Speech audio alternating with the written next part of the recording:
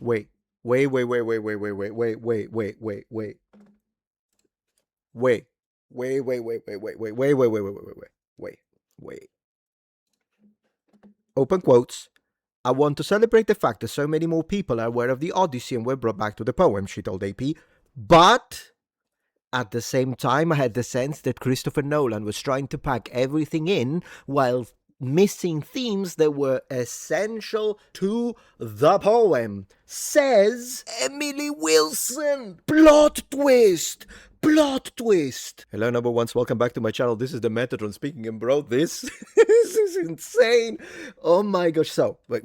Let me get this straight. Lore recap. Christopher Nolan decides to make his own version of the Odyssey. What does he base his Odyssey on? Emily Wilson translation. Who is Emily Wilson, you say? Big shot professor, British American classicist. Big shot professor, British American classicist who became the first woman to translate Homer's The Odyssey into English verse. She complains about sexism, objectifying why. Did Nolan choose Emily Wilson's translation because he was really impressed with her uses of the unrhymed iambic pentameter, which was a way to celebrate the original hexameter of the... No, he did it because of her politics, because at the end of the day, she is a feminist, and during almost every single interview that she has ever had when it comes to the Odyssey and her translation, she complains about sexism, white men, and how Odysseus was objectifying his wife. That very Emily Wilson is now complaining about the Odyssey?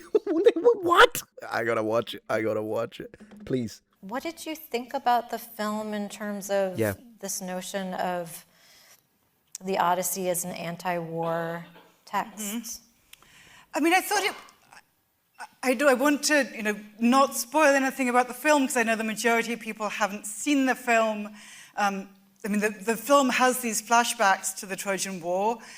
I'm not sure if I see it as an entirely anti-war film, but it certainly presents us with an Odysseus who feels very bad about certain things that he's done in war, and is PTSD Odysseus. Struggling to process them in a very, I would say, very modern, psychiatrized way. True! How am I agreeing with her? Look at this. So, well, let me get this straight. So far, Nolan fucked up so bad, I'm agreeing with an anti-male feminist. And he's struggling to process them and needs drugs to do so. He does need drugs, doesn't he? In fact, Nolan did mix the Lotus Eaters scene, which is from book 9, and for some reason fused it to the sea nymph section, which instead should be on book 5. Of course, she knows that, so I'm sure that's the face she made when she saw that. It didn't help with his recovery. Right. And he seems to feel bad about being a warrior, and we never actually get to see him doing much warrioring. True. Which I thought, Warrioring. in a way, was a bit of a shame. I mean, we do get to see the boat, which is lovely, but I think in some ways, I mean, I was realizing, thinking about the film, there's a tolerance for ambiguity in the world of the Odyssey, which I don't think there exactly is in the world of Hollywood blockbuster action films. Right. And I think that's one of the big challenges for Nolan, right? Yeah. Is that he has to make the protagonist a likable all-American hero, Right. which is a real challenge. That's the part where we're going to disagree. Not really disagree, but it's so funny that all-American hero is bad. Why? Why is it bad? No, really, ask the question, why is it bad that Odysseus becomes an all-American hero? Well, because Odysseus was Greek, he was not American. So what's your opinion on Lupita Nyong'o playing Helen then? She's not going to complain about that, is she? If you're basing this on a poem where the hero is not necessarily motivated by romantic love or being a nice suburban parent, but actually he wants glory. And he wants to get spoils from the sack of a city. Exactly. I'm agreeing with what? I can't believe I'm agreeing with her. Which is, you'll see what Nolan does with all of that, but it's different things from what Homer does. Right. It's a different thing from what Homer does. Now, arguably, so are your positions that you tried to sneak into the text. But to be fair, she's right. Aside from that, when we look at what Nolan did, it is different from what Homer meant, which is the basis of all of our critiques, the foundations. You can take anything. Yeah, but the armor, but the helmet, but the ship, but the African woman. We are Greeks, but then one is Patel and the other one is an Asian. All of those critiques, even the ones that she's not allowed to talk about because she's, for whatever reason, all of them have the same foundation. It's different from what Homer did. All of them. Like even the things I praised, like, oh, beautiful cinematography. Wow, that shot was amazing. But even when you praise that, the core issue remains, it's not Homer. Yes. I kept looking in vain for a sense that this was a film about glory. I think it's a film that has some interest in shame, but I don't think it has any interest in glory. True! What a true! There is a solution, though, and I think you know it. The solution is staring us in the face. Cast what they could have done in order to have, if you wanted a film in Nolan and Hollywood to make a film about glory and not trying to shame the protagonist, easy. Cast a black man or a black woman for Odysseus at that point. Then the shame will go away magically. I can tell you that much. Same shame you used, by the way, Emily Wilson. I'm not gonna, even if I'm agreeing with you, I don't forget you said Odysseus is objectifying a white male who objectifies his wife. Bullshit. That's also shame, by the way, isn't it? I was going to ask you sort of if there were any scenes from the book that you wish had been in the movie. Oh my gosh, seriously? You're gonna ask that question, you better have 15 hours for the answer. Or tonalities, or, you know, if you had written the screenplay, are there moments you would have loved to include? I mean, this is a very different adaptation from any that I would have done. So Yeah. I think it's very, but it is very much in tune with things that Nolan has been obsessed with his whole career. Right. So I think, if you're a Nolan fan, If you're a Nolan fan, what? Ooh, I wish I didn't cut her there, but this is plot twist. Holy moly. Let me see if I can find, since it was cut, let me see if I can find, I can't believe it. Mashable. Is Mashable gonna tell us something about this? Let's see. Mashable. I'm having a field day. What does the Odyssey translator Emily Wilson think of Christopher Nolan's film? If someone knows the text, it's Emily Wilson. Oh yeah, 100%. She does know the original text. I agree with that. She doesn't like it, which is why she changed it, but she does know it. Okay, let's see. We can't ask Homer what he thinks of Christopher Nolan's The Odyssey. Oh, we don't need to. We already know. But we can ask someone who knows it better than most. Emily Wilson, the British-American classicist whose 2017 translation of the epic poem was one of the director's inspirations, was asked her opinion on the Odyssey film by the Associated Press. Isn't that interesting? I wonder why Nolan didn't actually call her and ask her, hey, I have these ideas, what do you think? I wonder why, because, I mean, that would have played perfectly into the book. Sorry, into their playbook, I mean, but whatever. Open quotes.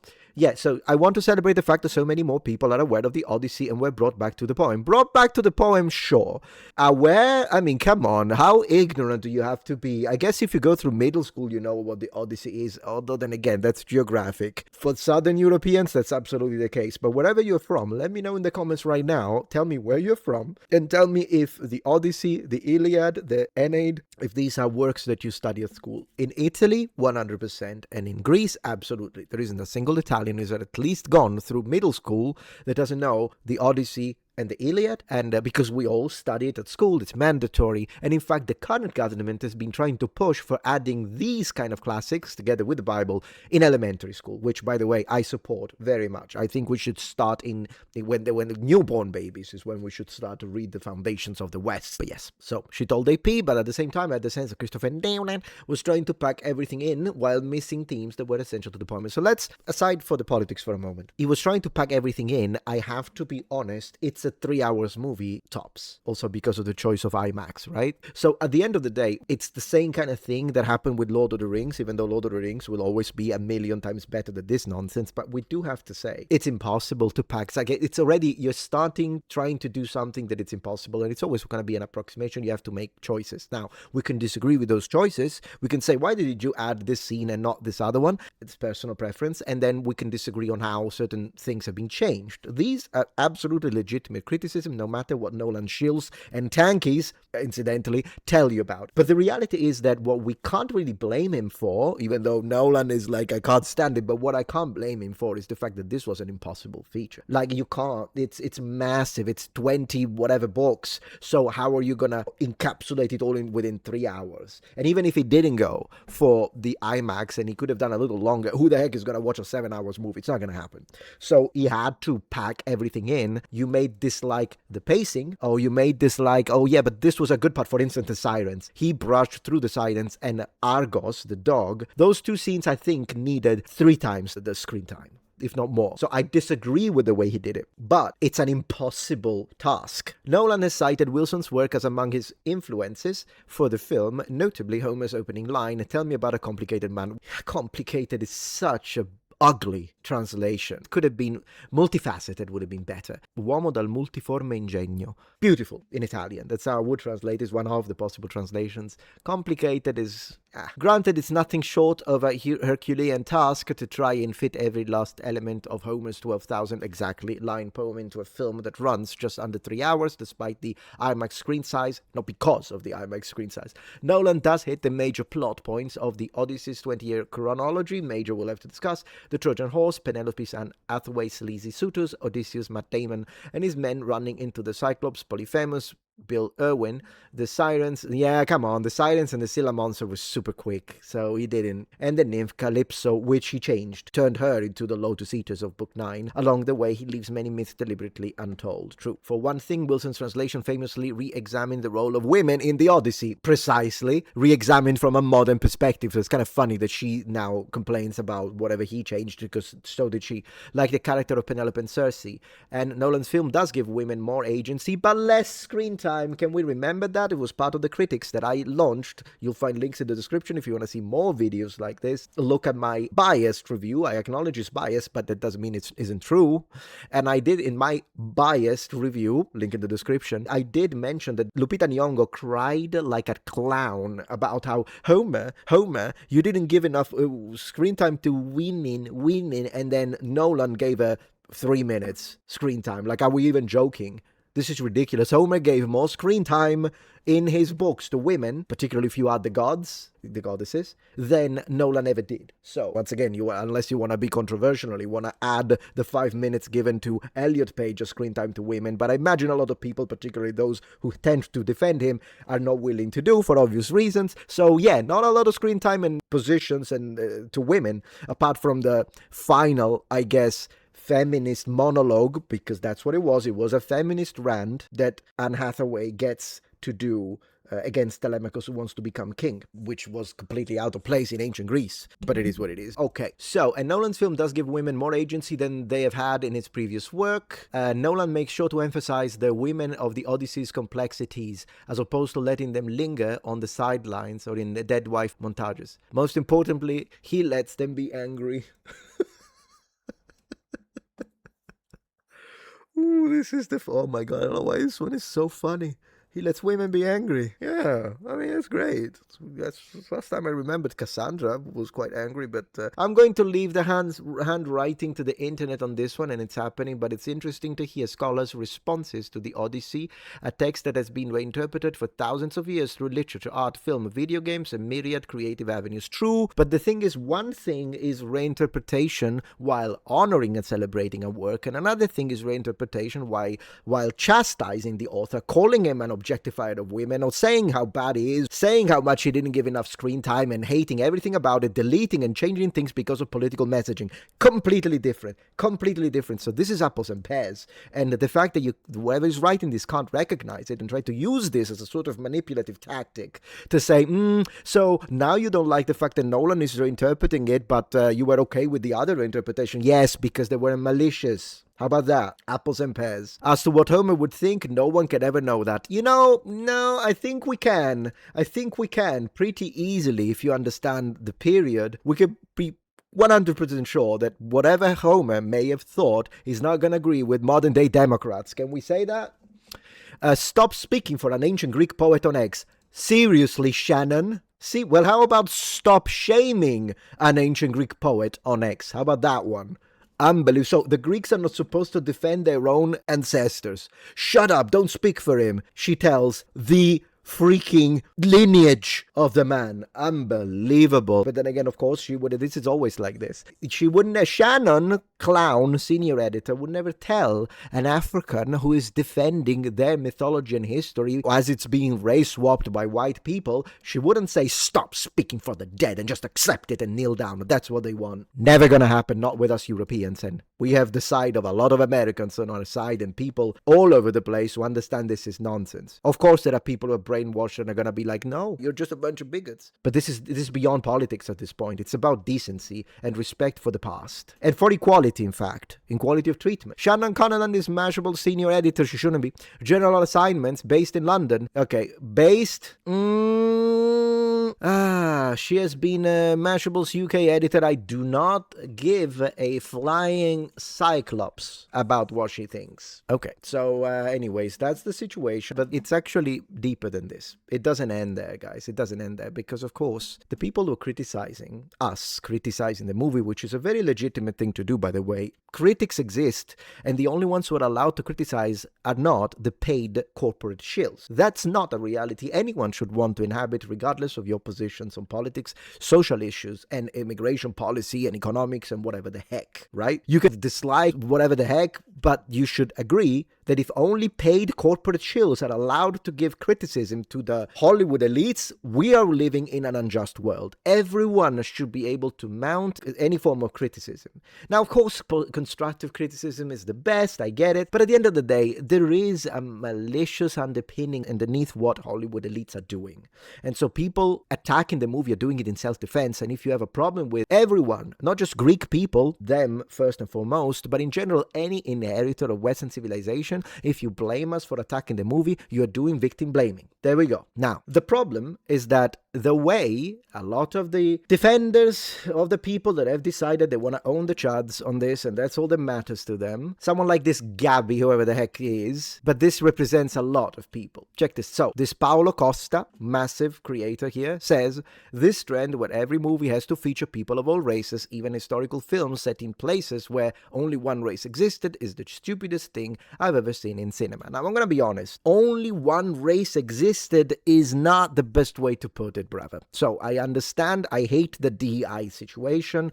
It's not like the only race that existed in Europe are white European always. It is dependent, right? There are a lot of places that were absolutely ethnically homogeneous. Like if you go anywhere in Czechia in the Middle Ages, for instance, in rural areas, so not Prague, which was a cultural center, so it would have obviously unquestionably drawn in several people from all sorts of different areas because of trade, because of culture, because of money, because of work, all sorts of reasons. But if you go to any rural town, all you would have seen is either Czechs or Germans in Czechia in the Middle Ages, extremely homogeneous. And there are a lot of situations like that that represent a lot of places in Europe, but coastal towns, most particularly on the Mediterranean basin, to try and say that these would only have white people and not even like very small buckets of minorities is like incorrect. With that being said, though, these are minorities, and what really is the center of the criticism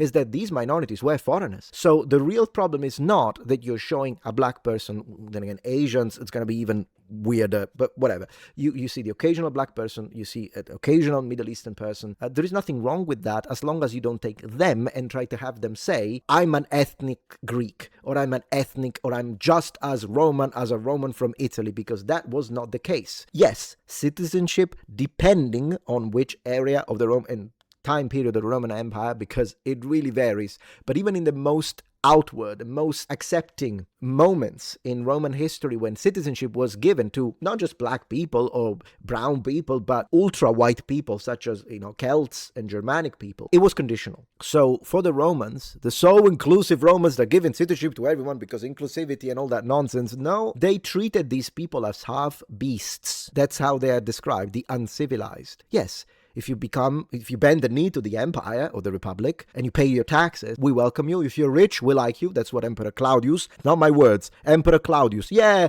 invite the foreigners, not a problem if they belong to a rich family and bring in so we can also enjoy their wealth. That's how he's actually selling it to the senators that were actually against the idea of having former enemies gaining citizenship. And Claudius is like, they got money, who cares? That is the way they are, whatever, justifying it. But in general, citizenship can be removed. So when you become a Roman citizen, particularly if you're born in Rome and you speak Latin, right? Then yes, you are a Roman citizen. Great. You have the rights, protective rights, for instance. However, if you rebel, you lose citizenship, which means you go back to being half a beast. So it's very conditional in the classical world. No Italian Roman would have thought you're just as Roman as me in an ethnic sense, and even linguistic sense. They would say, yeah, you're also Roman because you participate in the glory of Rome. It was all about the glory of Rome. There is a distinction there.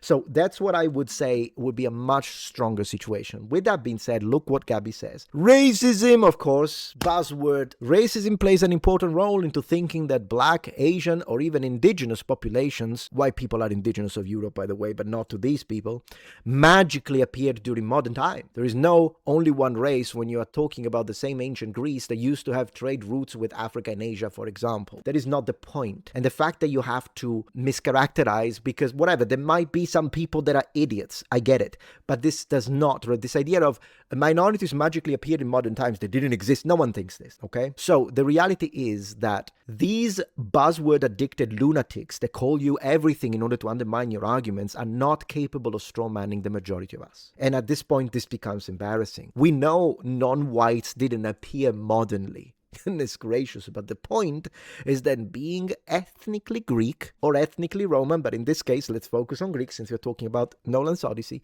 is a thing, okay? You had some white people, I want to give you this. This is what we are arguing. You are saying the bunch of soldiers, right? Apart from Lupita Nyong'o playing both Clytemnestra, and you're race swapping people that we know were ethnically Greeks. And even the soldiers saying, we're Greeks from Ithaca. We're Greeks from Ithaca, and then the only people in the shot are an African, an Indian, and a couple of shots after an Asian. Come on, we know what they're doing. And the reason why it's a problem is the following. We know there were some white people in the sense of Europeans, either of Celtic origin or Roman, so Mediterranean, that lived in the kingdom of Kush, which is modern-day Sudan. We know that because they are present in period iconography of the section. We even seen them with the blonde hair or the brown hair, depending. So now that we have demonstrated that in the kingdom of Kush in Africa, there were some white people living, clearly a minority, we're going to make a movie where we race swap the main queen of Kush, Amanirenas, who was black, into a white blonde chick, while having white soldiers saying, with the shot, we are Kushites from Meroe.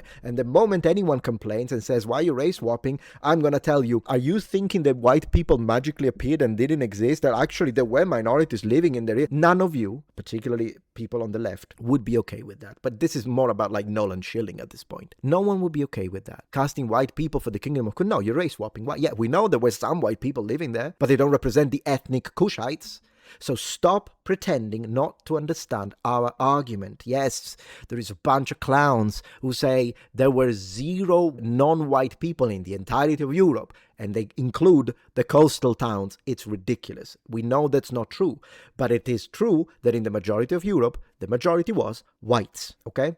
And the others were minorities. I mean, even today you go to freaking Poland or Czech Republic, and it's very rare to run into someone who's not white. And before you say, are Polish white? I don't care. When I say white, I mean Europeans, okay? North, south, west, and east, Europeans. That's what I mean by white. Anyways, this is the point. They pretend not to understand the argument, rendering discourse ultimately impossible. And that is intellectual dishonesty. So, again, you're talking to someone who genuinely believes that there wasn't even a single black person in the entirety of Europe. Like, how? There are Moors, not that all Moors just means Muslim, but some Moors were definitely black. And what, in Al-Andalus in Spain, like, obviously these are people that have never opened a book, if that's what they think. But the majority of the people that are mounting counter arguments and attacking Nolan for, and it's not just Nolan, Hollywood has been race swapping whites for over a decade now. Is it 2 decades? And that's a fact. And just telling us, are you saying that you think minorities don't exist, is a straw man. Have the decency to still man your opponent's argument and then discuss, because otherwise this is just a waste of time. And it's embarrassing at this point. But anyway, I hope you enjoyed the video, and I will see you tomorrow for the next daily upload. Have a good one. If you appreciate my content so far and wish to help ensure my ability to continue to tell it how it is, regardless of any possible backlash, please support this channel on Patreon. Any support helps me and my team of academics keep the channel strong and gives us the means to fight back against the political rewriting of history. Stand with us, form the wall, defend the truth.